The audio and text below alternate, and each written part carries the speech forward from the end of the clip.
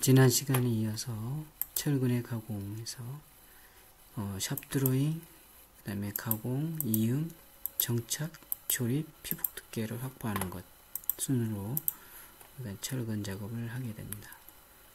그래서 이제 절곡기의 종류가 되겠고, 그 다음에 샵 드로잉은 구조 계산을 해서 철근 구조도가 나와요. 그래서 그거에 따라서 이제 시공 편의상 실제로 가공, 절단, 구부리기 이제 이런 작업을 하는 거죠.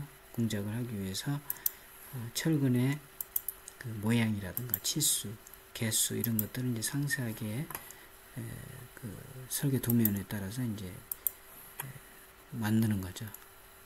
그래서 상세의 종류가 이런 것들이 있게 되겠고, 여기 이제 샵 드로잉 이해가 되고, 여기 이제 여러 가지 뭐 스트랍이라든가 느건 뭐 이런 것들이 지금 가공이 된 상태죠.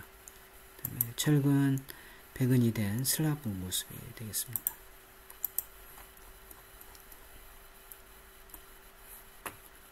그 다음에 표시인데 이제 이렇게 D22 이제 이형 철근이 지름이 이제 22mm짜리 15개 가 이제 250 간격으로 배근이 된다 이렇게 확인하면 되겠고, EC1 이렇게 됐을 때는 C는 이제 여기 나온 것처럼 구조 부분별 표시 기호가 되겠고, 이런 이제 부재 1년번호, E는 층별 번호 이렇게 되어 있고, 구조 도면 같은 경우 이제 C를 칼럼 표시를 해요. 그래서 이제 칼럼이라고 하고, 거기에 따라서 이제 기호가 붙게 되는 거죠. 그래서 그 위치나 이런 것들을 이제 나타내고 개수를 나타내고 이런 것들을 하는데, 여기서는 이제 이렇게 표시가 된다 이렇게 보시면 되고, 그 다음에 이제 가공인데 절단 가공, 구부리기 뭐 이런 거 이제 하게 되고, 이제 절단 가공은 절단기, 예를 들어서 뭐 절단기라든가 전동톱이라든가 절단 망치 이런 것들을 이용해서 절단하는 거, 잘라내는 거고, 구부리기는 중간부, 말단부 있어서 중간부는 이제 절곡기를 사용하고, 이제 말단부는 이제 갈고리로 이제 후크를 주는 거죠. 철근의 가공 25mm 이하는 상온에서 냉각 가공하고, 28mm 이상은 이제 가열 가공하게 된다. 원형 철근의 말단부는 원형 철근은 이제 후크를 주는 거죠. 갈고리를 주는 것이 이제 원칙이고, 안 주면 이제 밋밋하기 때문에 철근이 마디나 이런 게 없기 때문에 부착력이나 이런 게 이제 불리하게 되죠. 그다음 이형 철근은 부착력이 크지만 갈고리를 설치한다. 이제 뭐 그 리브나 마디가 있어서 부착력은 좀 발휘를 하지만 그래도 갈고리를 다 이렇게 보면 되겠고, 그 다음에 느근, 스트랍 또는 틱은, 띠근 또는 대근, 후프 이런 게 구부릴 때 해서 구부리게 해서 만들고, 기둥 및 보, 지중보는 이제 제외하고, 돌줄 부분의 캔틀레버의 축은 말뚝, 굴뚝 이런 것들도 마찬가지가 되겠습니다. 그 다음에 이제 철근 가공 전경이 되고, 여기 이제 나와 있네요. 절단할 때 이렇게 이제 절단기를 이렇게 써서 이렇게 잘라내는 거고, 이제 구부리기는 거죠. 철근을 구부릴 때 여기 90도가 되든 어떤 각도를 이제 만들어내는 거죠. 135도라든가 이런 식으로 45도라든가. 그 다음에 이제 철근 가공 상세도가 나와 있습니다. 가공 상세도 여기에 따라서 이제 그 가공을 하는 거죠. 그리고 이제 가공 샘플 얘가 되겠습니다.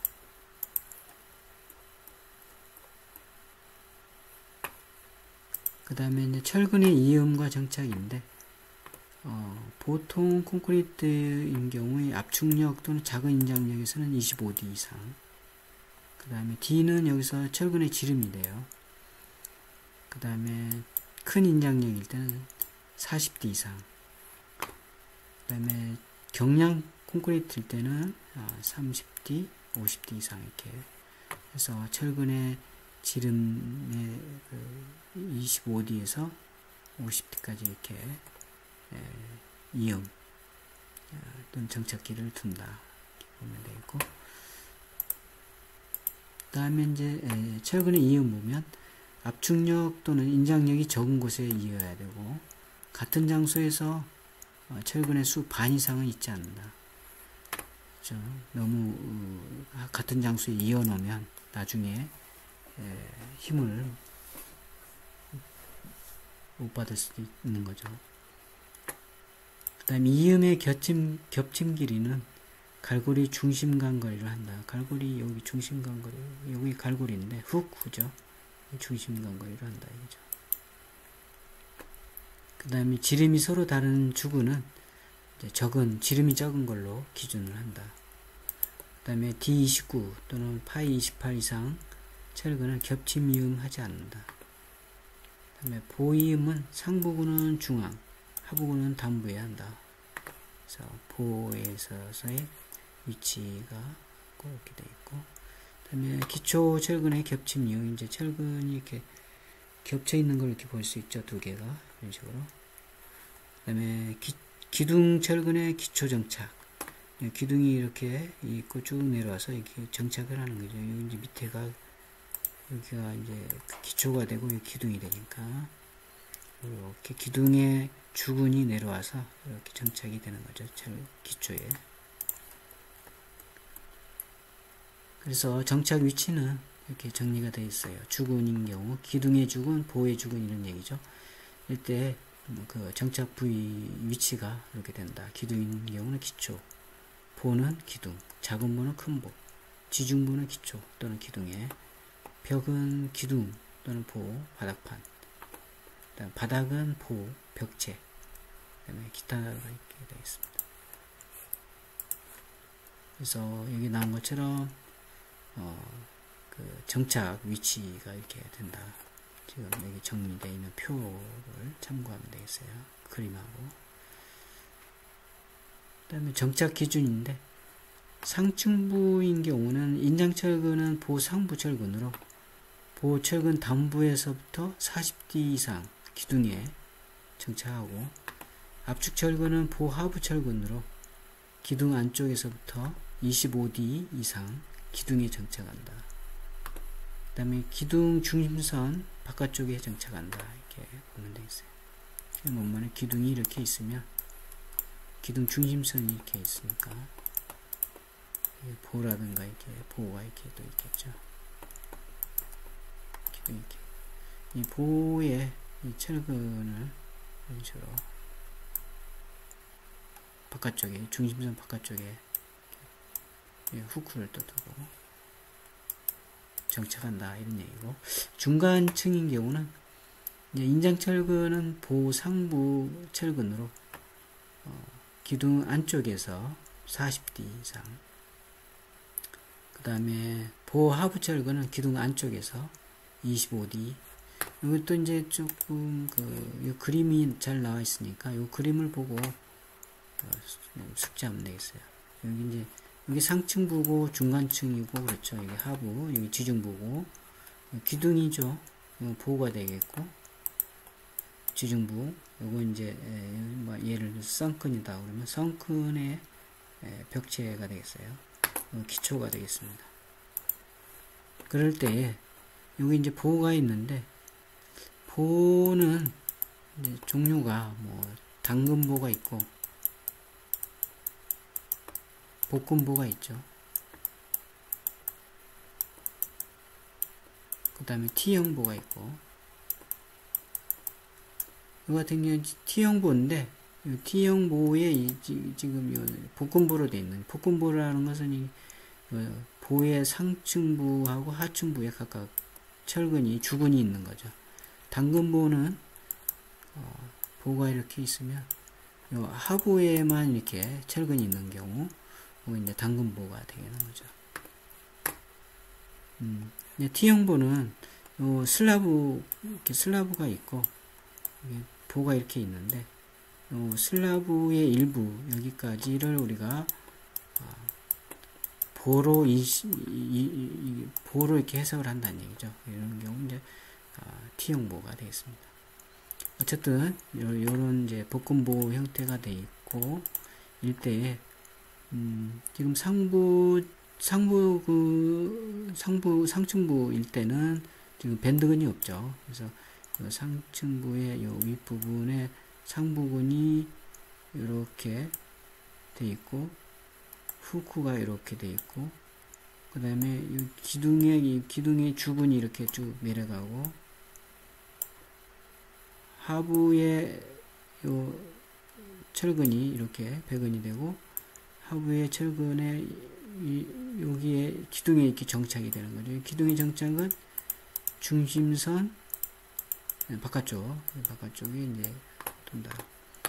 마찬가지로 여기 이제 이것도 복근보인데 요 상부근이 이렇게 하부근이 여기 이제 헌치가 있는데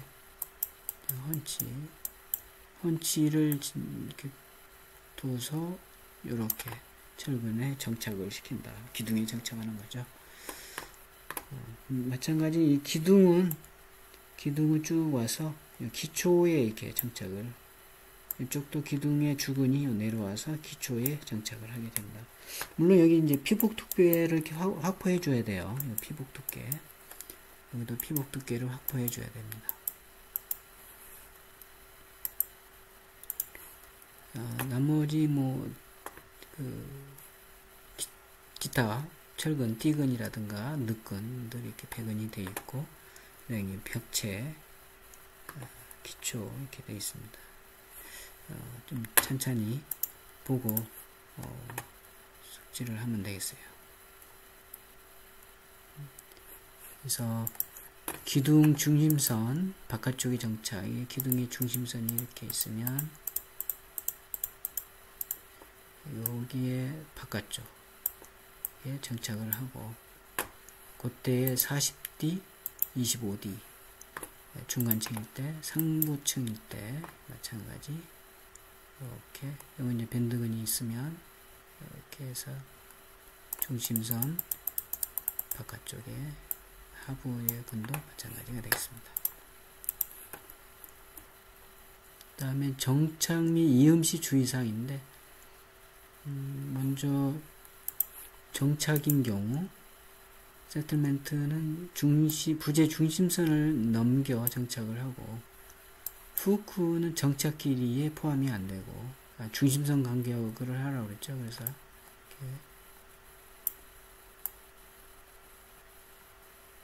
이렇게 중심선 간격이 정착 길이가 되는 거죠. 그 다음 정착 길이 허용 오차는 10% 이내로 한다. 이음 응력이 큰 곳에서 이음은 안 하는 게 좋죠. 왜냐하면 그 응력이 큰 곳에 이음을 해놓으면 거기에 그렇지 않아도 응력이 큰데 응력이 집중이 되는 거죠. 그 다음에 갈고리는 이음 길이에 포함이 안 되고 아까 조금 전에 요 길이에 포함이 안 된다는 얘기죠. 엇갈리게 이음하고 이음 2분의 1 이상을 한 곳에 집중시키지 않는다. 그 다음에 여기 그대로 이렇게 이해하면 되겠어요. 28mm 또는 D29mm 이상은 겹침 이음하지 않는다. 이건 앞에서도 나왔죠. 그 다음 이음 길이의 허용 오차는 10% 이내로 한다. 그래서 여기 보면 이제 기둥철근 배근의 이해가 나와 있습니다. 그래서 기둥이죠. 지금 주근이 이렇게 있고 밑에 이제 바로 기초인 것 같아요. 기초에서 온 주근이 이렇게 올라와서 겹침 이음이 돼서 여기서 이제 정착을 하는 거고, 이건 이제 보의 철근 배근 이해가 되는데 그림이 이제 여기 보의 이 주근이 이렇게 있고, 그죠? 그 다음에 이제 이게 스트랍이 이렇게 지금 배치되어 있는 상태가 되겠어요.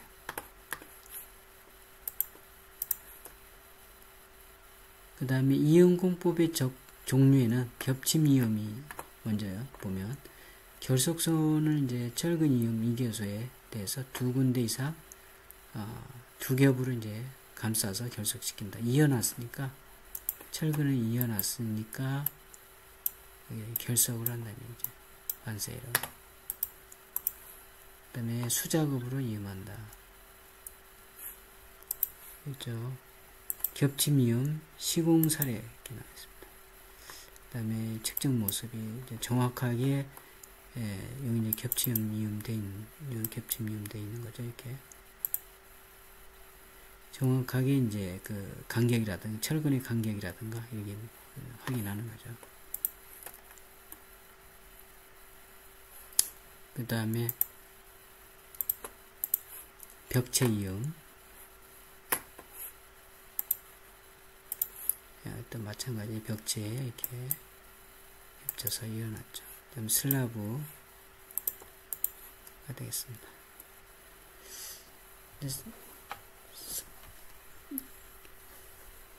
그 이음을 지금 같은 경우는 이제 겹쳐서 이었는데 그렇지 않고 이음할 때 용접을 해서 하나로 이렇게 D는 이제 철근의 지름이니까 5D 이상 이렇게 겹쳐놓고 여기 이제 뭐 아크 용접 하든지 뭐 여러 가지 용접을 통해서 두 개의 철근이 한 개가 되도록 이렇게 하는 거죠. 이제 용접 이음 보면 용접봉과 철근 사이의 전류를 통해서 용접하는 이음이 되겠고, 아크 용접이라든가 플러시 버트 용접 이런 것들이 이제 사용해서 용접을 한다 이렇게 보면 되겠습니다. 시공상에서는 여기는 아크 용접이 되겠고, 여기 이제 모재가 이제 맞대어서 지금 이었는 경우 이제 탄소 아크 용접인데, 이거 같은 경우는 이제 탄소 아크 용접이죠. 여기 모재가 A 모재, B 모재가 있고, 여기 이제 개선을 하는 거죠. 글루브를 줘서 그 다음에 여기에 이제 용접봉을 놓고 탄소 전극을 가하면 이제 용접이 되는 거죠. 그래서 이게 플러스가 되고 마이너스가 되는 상태고요. 그 다음에 금속 아크 용접도 여기 A 모재, B 모재가 있다고 한다면 용접봉 플럭스가 이제 여기 있고, 요 용접 금속을 이용해서 여기 용접을 하는 거죠. 이제 용접 후의 상태가 되겠습니다. 이건 시험편이기 때문에 좀 짧죠. 그 다음에 아크 용접하고 전기 용접. 그래서 이제 여기 나온 것처럼 용접봉이 있고, 전원은 이제 아크를 일으켜서 이제 지금 철근이 되죠. 여기 이제 용접하는. 겹침이을 때는 이제 5D 이상을 하고, 덧댐이을 때는, 이음할 때는 2D, D, 2D만큼 이제 띄워서 이렇게, 여기 모재가 되고, 모재 1, 모재 2. 그래서 이 두 개를 이을 때 이렇게 덧대는 거죠. 그러면 이제 악하는 거죠. 또는 전기 용접하는 거.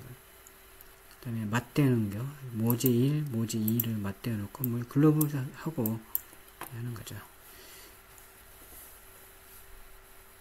그 다음에 이제 전기 압접이 있습니다. 전기를 주어서, 압접하는 거죠. 이렇게 가하는 거예요. 압력을 가해서 밀면서 여기 이제 용접이 되도록 이렇게. 전기 용접이 아니고 전기 압접이네요. 그죠? 그 다음에 가스 압접이 있습니다. 철근의 접합면을 직각으로 절단하고 맞대고 압력을 가해서 옥시 아세틸린 가스를 이용해서 이제 그 중성염으로 가열하면 접합부가 이제 부풀어 올라서 이제 접합되는 그런 방식이 이제 가스 압접이 되겠습니다. 구조적으로 유료하고 가공 공사비가 이제 감소하고, 방법은 이제 19mm 이하는 이런 식으로 이렇게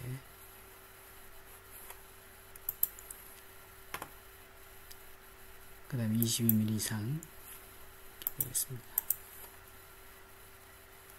여기 이제 기둥의 가스 압접 시공 모습이 되는 것 같습니다. 이렇게 한번 보시면 되겠어요. 여기 이제 이렇게 가스 압접을 해서 용접을 하는 거죠.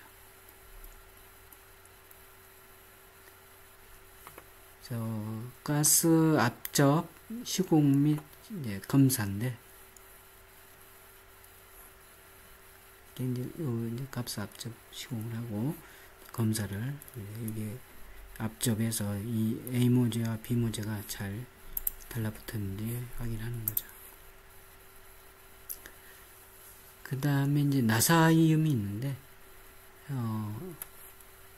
말 그대로 A 모재와 B 모재를 이제 이게 나사 형태로 산을 만들고, 이거 이제 끼워 넣어서 나사를 이렇게 돌려서 이제 일체가 되도록 하는 거죠. 이음을 하는 거죠. 자, 철근에 순나사를 만들고, 이렇게 철근에 순나사 만들고, 커플러, 요걸 커플러라고 그래요. 커플러 양단을 너트로 조여서, 여기 이제 너트 역할을 하는 거죠. 이쪽에도 이제 그 순나사가 있고, 이쪽에도 순나사가 있어서 이을 수 있는 거죠. 요게 이제 철근 나사 이음, 현장 시공 이음 모습. 요게 이제 지금 이어놓은 거죠. 지금 이렇게 여기 커플러가 되겠고,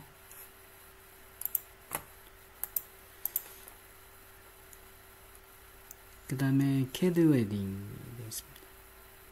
철근에 슬리브를, 이렇게 슬리브라는 게 이제 이런 관통 같은 거죠. 이걸 끼워 넣고, 끼워 연결하고, 철근과 슬리브 사이에 공간에 이제 화약을, 이렇게 화약과 합금을 넣고 불을 지피면, 여기서 이제 그 폭발, 순간 폭발이 일어나면서 굉장히 큰 온도로 이제 상승하면서 요거에 녹겠죠. 그래서 철근의 이온이 서로 이제 한 덩어리가 되는, 그래서 이어지는 상태가 캐드 웨딩이 되겠습니다. 여기 이제 캐드 웨딩 시공 모습인데, 화약 혼합물을 이제 충전하는 거죠. 넣고 순간 폭발하는 모습 되겠습니다.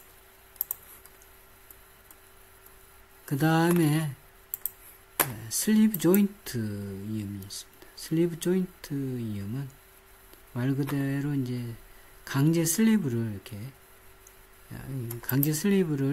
현장에서 유압적으로 압접시켜서 인작, 압축에 대해서 완전히 전달하는 그런 내력이 이제 전달되도록 하는 그런 이음이 되겠습니다. 그래서 이 부재가 요게 이제 그 강제 슬리브가 이렇게 끼워지고, 이게 유압적으로 이렇게 압착하는 거죠.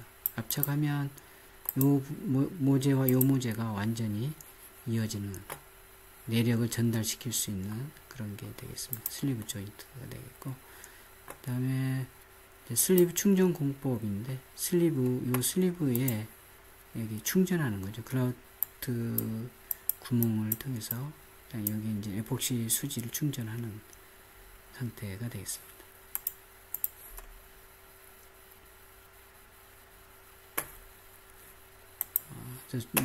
조금 전에 봤던 슬리브 충전 공법이 이렇게 있고, 그 다음에 지록 슬리브가 있습니다.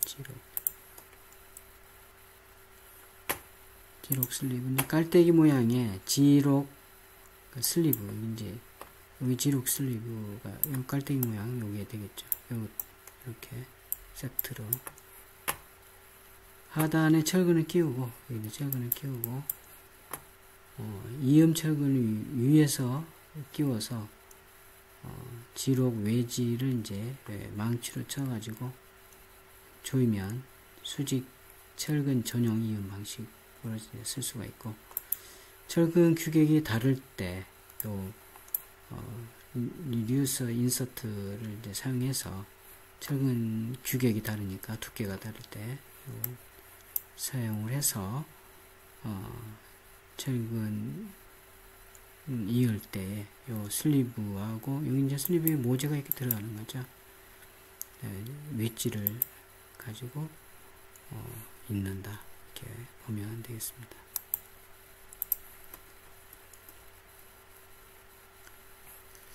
그 다음에 이제 철근의 조립과 피복 두께인데, 먼저 철근의 간격은, 철근의 간격이 이제 죽은 지름의 1.5배, 골재 최대 치수의 1.25배, 또 25mm 이상이 이제 철근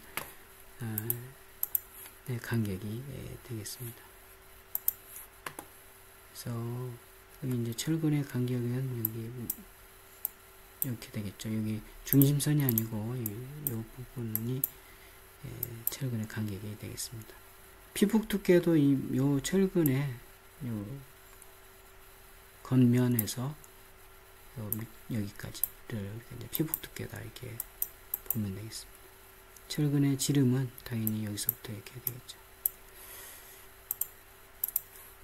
이건 이제 철근 조립 초기 현장 전경이 되겠습니다.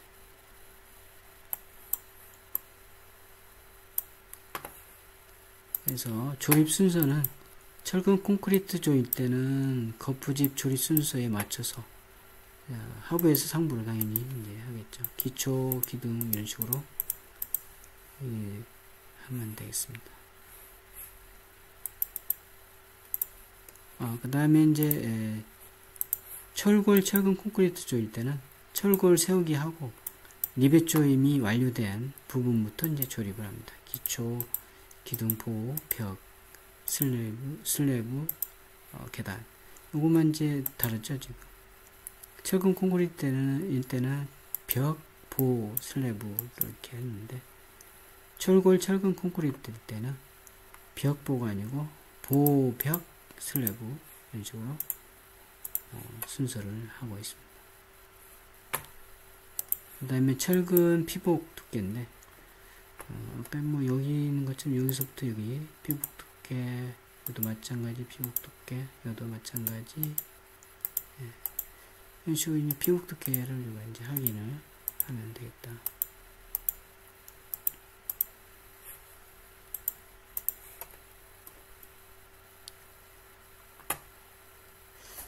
자, 철근의 피복 두께의 그 목적이 있는데, 이건 좀 중요하게 기사 시험에도 잘 나오죠.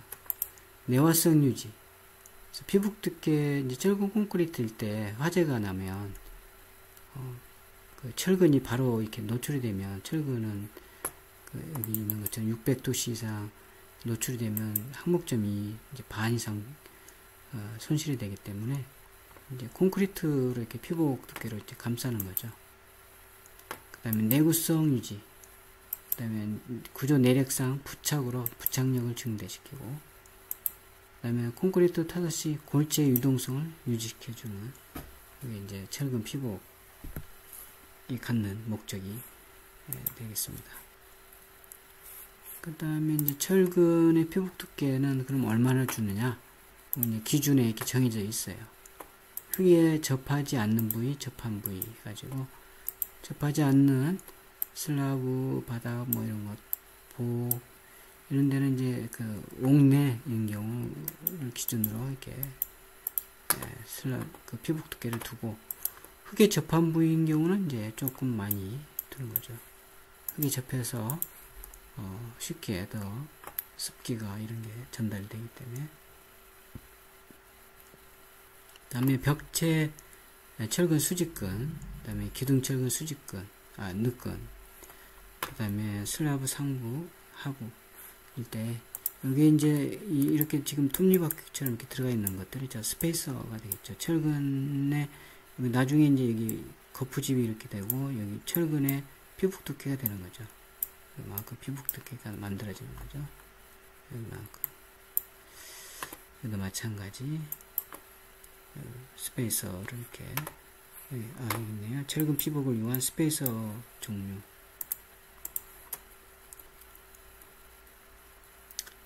그 다음에 조립시 주의사항이 되는데, 설계도 샵드로잉에 따라 정확히 배근하고, 조립 전에 철근에 유해물, 뭐 예를 들어서 흙이 묻어 있다든가, 기름은 이런 것들 다 제거해야 되겠죠. 철근의 교차부에는 18번 또는 20번 철선을 이제 가지고 결속을 한다. 묶어두는 거죠. 위치 이탈하지 않도록.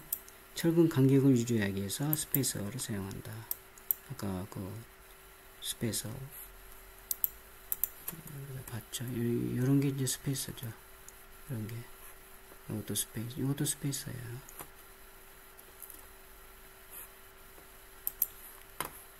그 다음에 콘크리트 타설을 완료할 때까지 움직이지 않게 조립한다. 결속선, 갈고리. 요걸 이제 요거 갈고리를 가지고 이렇게 뺑뺑 돌려서 결속하는, 묶는 거죠. 그 다음에 철근 조립 작업의 순서, 기초 철근의 조립 순서가 있어요. 보면, 먼저 거푸집 위치에 목매김을 하고, 이제 그림을 그리는 거죠. 철근 배경 간격이라든가 이런 거 표시하고, 그 다음에 직교 철근 배근, 그 다음에 대각선 철근 배근, 스페이서, 기둥 철근, 기둥의 주근 설치, 그 다음에 띠근 감기, 이렇게 해서 순서대로 조립을 하면 되겠습니다. 그 다음에 요게 이제 조립 광경의 독립기초, 기초하고 지중보, 이건 이제 지중보를 지금 철근 배근하고 있는 거고, 여기 기둥이 되고, 여기 기초가 되겠죠.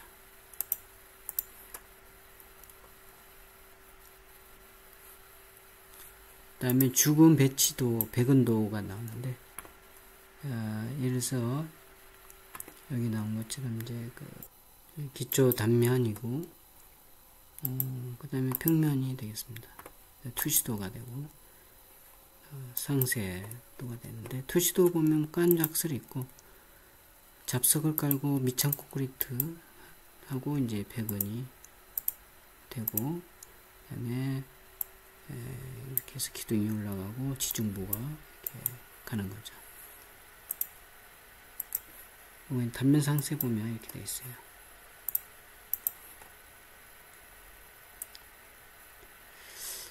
그 다음에 기둥 및 벽 철근의 조립 이렇게 되어 있는데, 이음 위치는 층 높이의 3분의 2 이내로 오도록 하고, 그 다음에 동시에 한 기둥의 철근이 동일층에서 죽은 수의 2분의 1 이상 이어지지 않도록 하고, 나머지 마찬가지에 동일 기둥 내 인접 철근과의 간격은 3D 또는 2.5cm 이상 떨어뜨리고, 뒷철근의 지름은 9mm 이상 쓰고, 간격은 기둥 최소폭 이하 또는 15D 이하로 한다. 그 다음에 기둥 주근은 최소 4개 이상. 물론 원형 기둥일 때는 이제 6개가 되겠죠.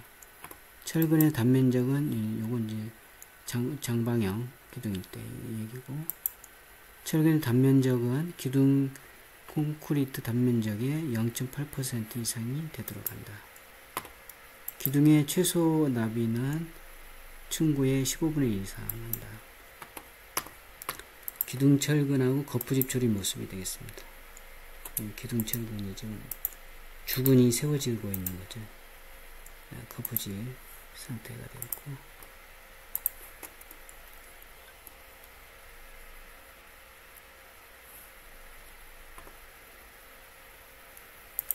그 다음에 벽철근의 조립 방법이 나옵니다. 벽철근 배근 모습이 되는데, 수직근이 이렇게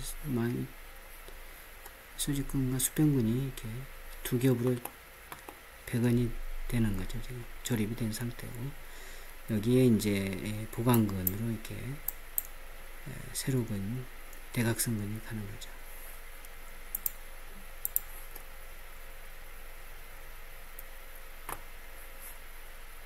여기에 벽, 철근, 배근 조립 상황이 되겠습니다. 벽 철근에 수평근, 수직근이 가고 스페이스가 있고, 여기에 어떤 계고부거나 이렇게 있게 되는데, 여기에 이제 이렇게 대각선근이 이렇게 가는 거죠.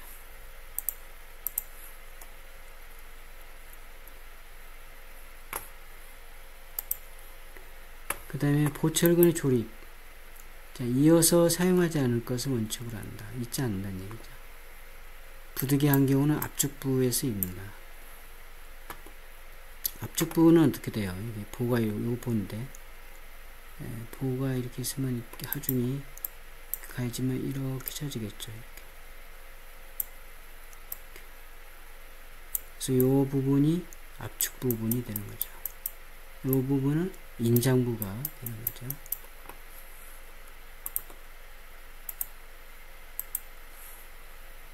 그 다음에 이음 위치는 하단 주구는 단부에, 하단 주구는 요 단부에, 그 다음에 상단 주구는 중앙부에, 밴드근은 밴드부 이렇게 있는다.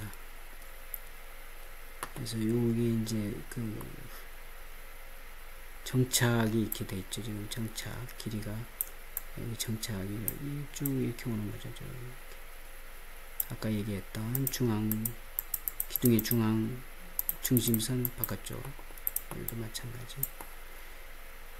이음은 지금 얘기한 대로 여기 이렇게 하단부, 그 다음에 이 복근인데 복근 상태의 상부근, 하부근이 있고 늑근이 이렇게 있고 밴드근이 지금 두 개, 이 밴드근이 지금 있기 때문에 여기 들어가 있는 거죠. 하부근에는 없죠 지금.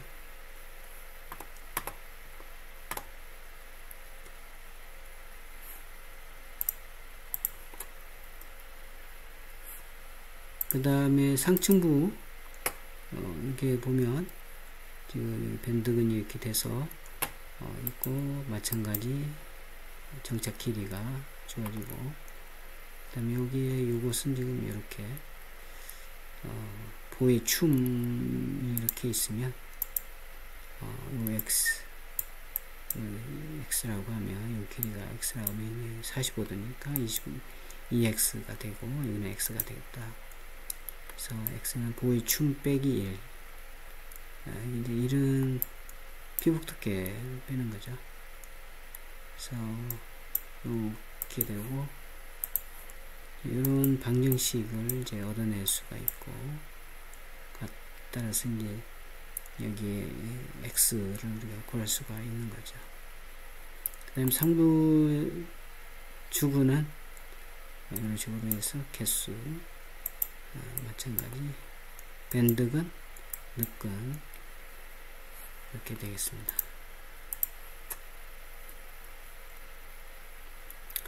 이게 조립된 상태, 보철근 조립이 된 상태고, 이제 큰 보하고 작은 보 직교, 이게 이제 작은 보가 되겠죠.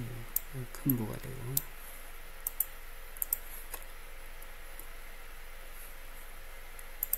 그 다음에 슬라브 철근의 보정착, 슬라브가 여기가 되고 여기 보호가 이렇게 되어 있는데 정착하는 경우 보철근 조립, 보철근을 지금 이렇게 조립하는 전경이 되겠습니다.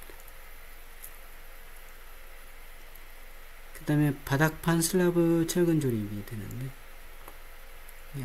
여기 이제 바닥판 슬라브 철근 조립의 형태가 되겠습니다. 가다가 꺾이고 요거죠 지금 요 밴드근. 그 다음에 상부근 여기 뭐 나와 있는 거 이렇게 보시면 되겠어요. 3차원으로.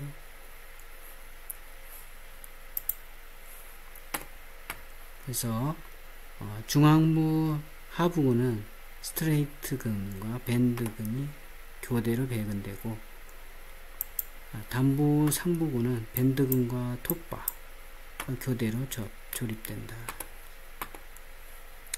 여기 이제 보면 여기서 잘 안 보이지만 밴드근이 이렇게 있죠. 그 다음에 또 이만큼 나오는 철근이 있어요. 요걸 톱근이라고 합니다. 톱근. 여기 이렇게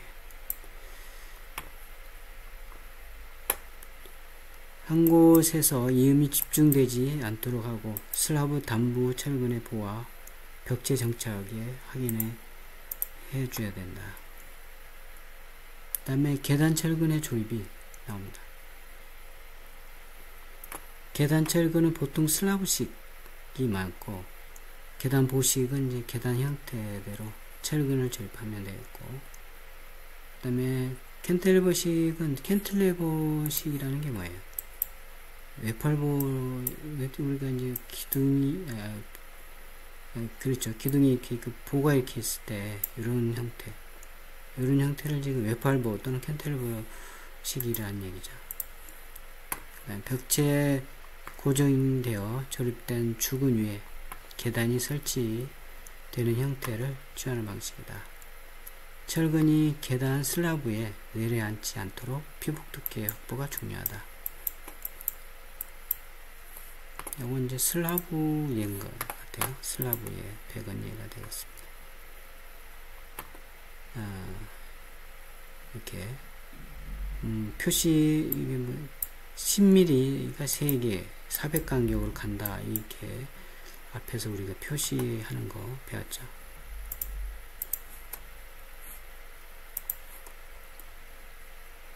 그 다음에 계단 철근의 배건 방식이 되겠습니다. 계단의 요 밑부분은 슬라브처럼 생각하면 되겠어요.